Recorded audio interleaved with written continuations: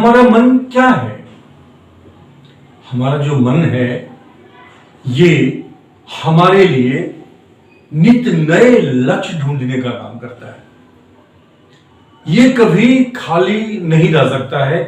ये सतत जो है हमारे लिए लक्ष्य ढूंढने में लगा रहता है और लक्ष्य ढूंढने के साथ साथ ये जो लक्ष्य के लिए या लक्ष्य की प्राप्ति के लिए जो भी विचार या थॉट प्रोसेस है, विचार की जो प्रक्रिया है, उस प्रक्रिया को भी यह आयाम देता है, रूप देता है और फिर उसको अमली जामा पहनाने के लिए यानी वहां तक पहुंचने के लिए जो भी प्रयास हम करना शुरू करते हैं, प्रत्येक कदम पर वह हमें जितनी मात्रा में हमें ऊर्जा की आवश्यकता होती है उतनी ऊर्जा भी वो हमें मुहैया करता रहता है। उससे बड़ी भूमिका अगर हमारे जीवन में अगर किसी की है तो वो हमारे मन का है, जो हमारे वातावरण को तैयार करता है, हमारे वातावरण में बदलाव लाता है, हमें भी बदलाव लाता है, वातावरण में भी बदलाव लाता है। इसके पीछे जो कोई शक्ति है, ताकत है, बल है, वो मन है। अब ये मन जो है, ये मन दो तरह का मन है हमारा। एक है हमारा अंतर्मन, जिसकी हम चर्चा कठिन राह से सहज उड़ान में अंतर्मन के अंदर की यात्रा, अंतर्मन के अंदर की यात्रा, ये इसका जो है शीर्षक है। और दूसरा होता है बाह्य मन।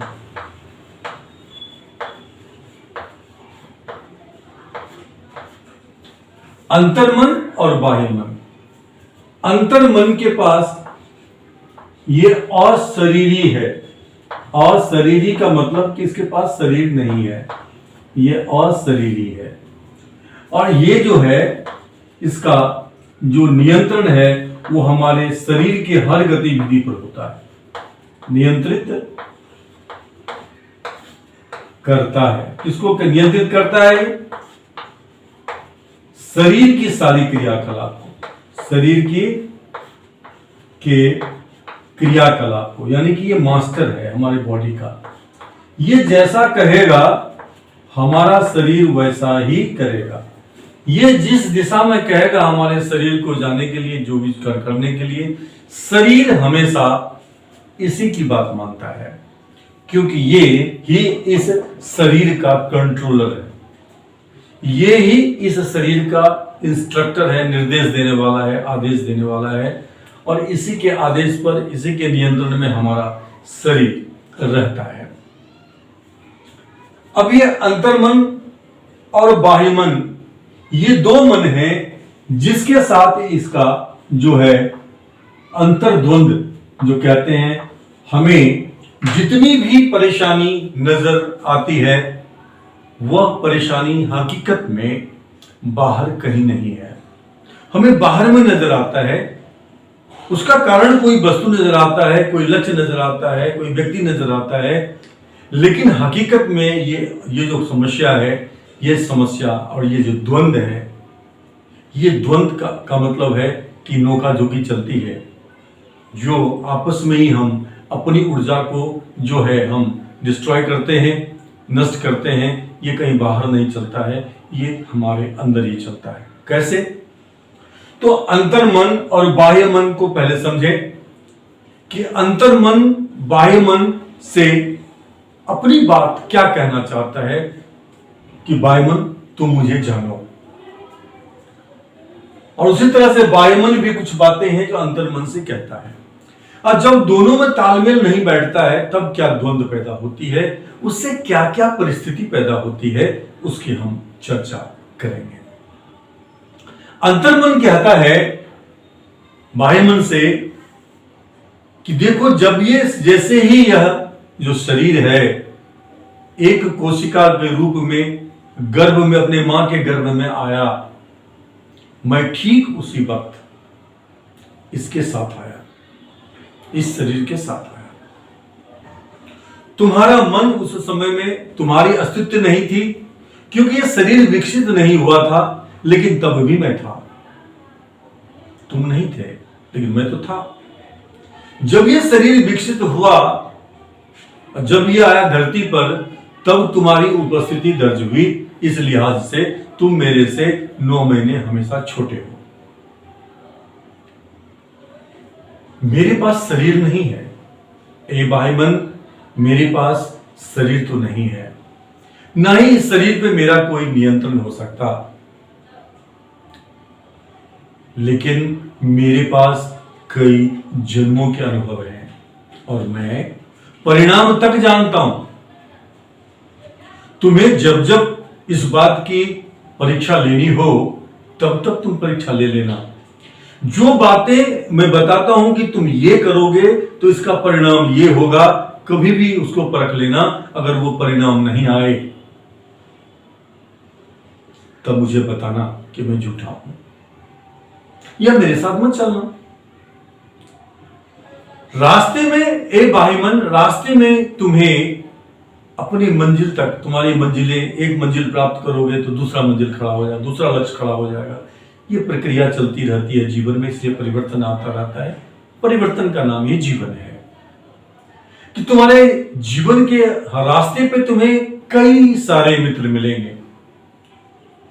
कुछ मित्र कुछ कदम तक चलेंगे, कुछ मित्र कुछ मिनट तक चलेंगे, कुछ मित्र कुछ सेकंड तक चलेंगे आपके। लेकिन ऐसा कोई मित्र तुम्हें नहीं मिलेगा जो कि तुम्हारे लक्ष्य तक, हर लक्ष्य तक 100% तुम्हारे साथ खड़ा मिले। वो मैं हूं कि जब तक ये शरीर है, इसमें जीवन है, तब तक मैं तुम्हारे चाहने या नहीं चाहने से भी मैं हमेशा तुम्हारे साथ रहूंगा। लेकिन मेरी अपनी एक बाध्यता है, ये मेरा स्वभाव है। जो कार्य मुझे मिला है वो ये मिला है कि तुम्हें मैं हर कदम पर चेताता रहूं, जगाता रहूं, परिणाम बताता रहूं। अब ये बात अलग है कि तुम मेरी बात को मानो या नहीं मानो, ऐसी कोई बाध्यता तो नहीं है। लेकिन अगर तुमने मुझे अपना मित्र बना लिया तो यकीन मानो, तुम्हें इस धरती पर किसी और मित्र की आवश्यकता कभी पड़ेगी ही नहीं। बाह्य मन क्या कहता है? बाह्य मन कहता है कि मेरे ऊपर तो जवाब, मेरे नियंत्रण में मेरा ये शरीर है, इस शरीर की अपनी आवश्यकताएं हैं, और इस शरीर से जुड़ा हुआ जो अन्य शरीर है, अन्य जीव है, मेरे परिवार के या पड़ोस के जो भी हैं, समाज के, उनकी भी जिम्मेवारी हमारी है।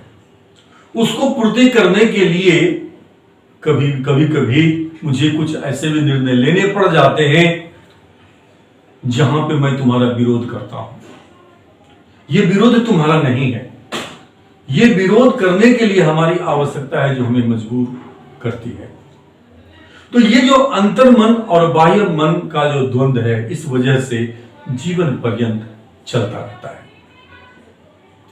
लेकिन हमारी यात्रा जो है, उस यात्रा को सुखद बनाने के लिए, सहज बनाने के लिए और अपने आत्मबल को हमेशा ऊंचा बना के रखने के लिए यह जरूरी है कि हम किसी और के साथ मिलके चलें या ना चलें, लेकिन अपने मन, अंतर मन से अगर हमने मित्रता कर ली तो अंतर मन कहता है कि मेरे से मित्रता करना इतना आसान नहीं। लेकिन अगर तुमने यह कामयाबी हासिल कर ली, मेरे पर भरोसा किया और मुझसे मित्रता कर लिया, यानी कि तुम कुछ छुपाओ न हम कुछ छुपाएं, और हम दोनों मिल करके जो कुछ भी करें, हम दोनों मिल करके करें उस काम को, तो मैं उस स्रोत से जुड़ा हुआ हूं जहां से तुम्हें जब जब जितनी एनर्जी की ऊर्जा की जरूरत पड़ेगी, स्वतः तुम्हें मिलता रहेगा। तुम्हें और कहीं बाहर से ऊर्जा लेने की जरूरत ही नहीं पड़ेगी। अब स्थितियां क्या उत्पन्न होती है? अब 3 स्थिति उत्पन्न होती है। अब अंतर्मन जो है, इस अंतर्मन को हम मान लेते हैं कि ये फोर्स है, बल है F1, ये है F2। द्वंद्व की स्थिति में जब द्वंद्व होता है तो द्वंद्व की स्थितियां क्या क्या होती हैं?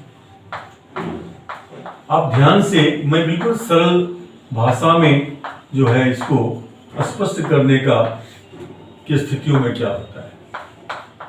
अगर अंतर्मन की ताकत बड़ा है F2 से,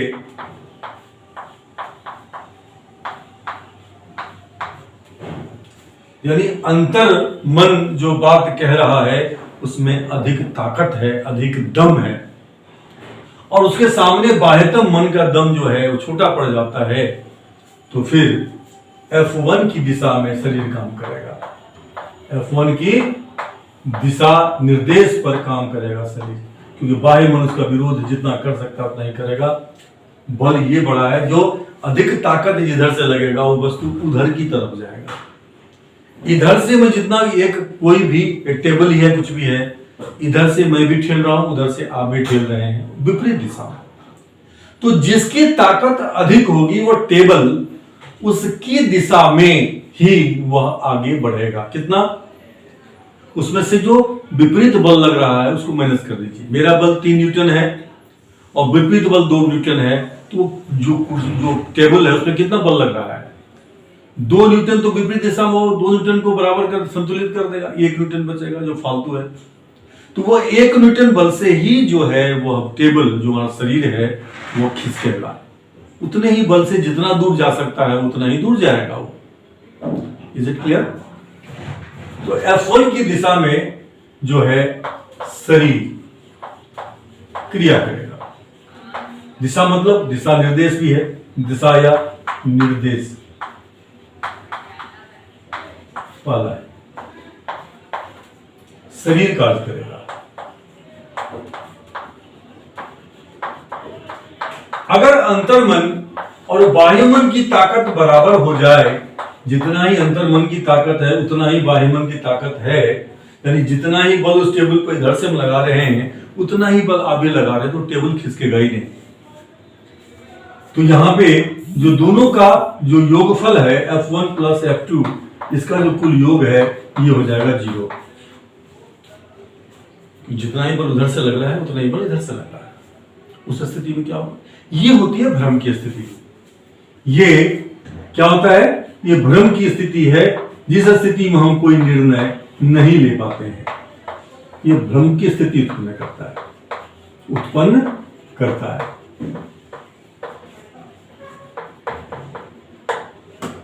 ठीक है?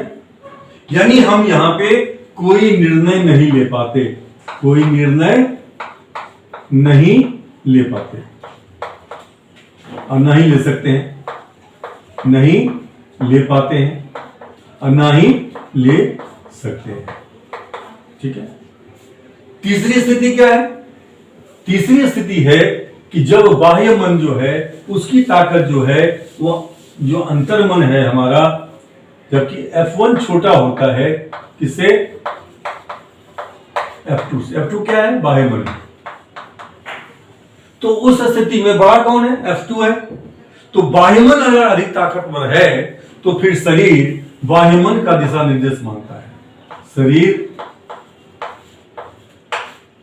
बाह्य मन का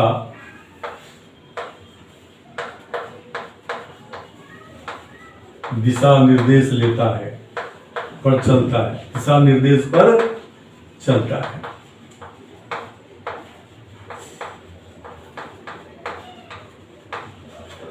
ये 3 स्थितियां हमारे जीवन, यही 3 स्थिति होती है। ये जो पहली स्थिति है जो कि हम अंतर मन के कहे पर चलते हैं, उसका परिणाम अकेले देखेंगे।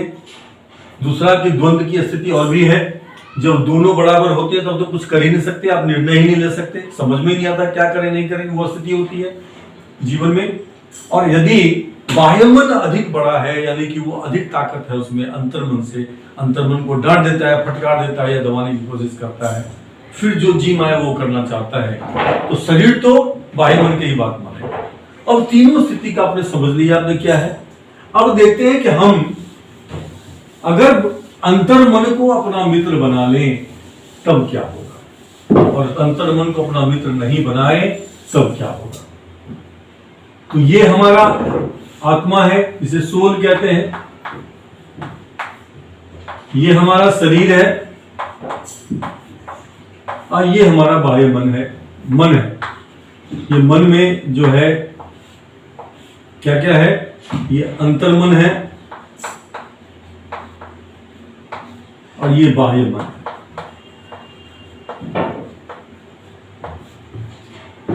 ये बाह्य मन जो है शरीर और वातावरण दोनों के प्रभाव में है। शरीर और वातावरण से जुड़ा है। अंतर्मन आत्मा से जुड़ा है, और आत्मा जो है ये जो अंतिम स्रोत है, अंतिम स्रोत जिसे कहते हैं भगवान या खुदा, ये अंतिम स्रोत है जहां से सब कुछ मिलता है, अंतिम स्रोत से जुड़ा हुआ है। और ये क्या है, इसकी जो शक्ति है वो अनंत शक्ति है। ये अनंत, जिसका माप हम नहीं ले सकते, अनंत शक्ति से जुड़ा हुआ है। अंतर्मन इससे जुड़ा, आत्मा से जुड़ा हुआ है। आत्मा जो है अंतिम स्रोत से जुड़ा हुआ है, यानी कि इस सृष्टि में जितनी भी ऊर्जा है वो सारी ऊर्जा से इसका संपर्क है हमारी आत्मा का, जिसके पास की कई जन्मों के अनुभव हैं, वो परिणाम तक जानता है। और चूंकि ये उससे जुड़ा हुआ है, इसलिए ये हमेशा इसको बताता रहता है कि ऐसा करोगे तो ऐसा होगा, ऐसा करोगे तो ऐसा होगा। दूसरा कि अगर यहाँ पे बाह्य मन है, ये बाह्य मन अगर इसकी ताकत है 3 न्यूटन, कुल ताकत 3 न्यूटन है, और ये अगर जुड़ गया अंतर्मन से, अंतर्मन जुड़ा है आत्मा से, आत्मा जुड़ा हुआ है अंतिम स्रोत से, तो इसको 3 न्यूटन के अलावा अगर सिर्फ इससे मित्रता कर ले, F1 और F2 मित्र बन जाए, मित्र बन जाए,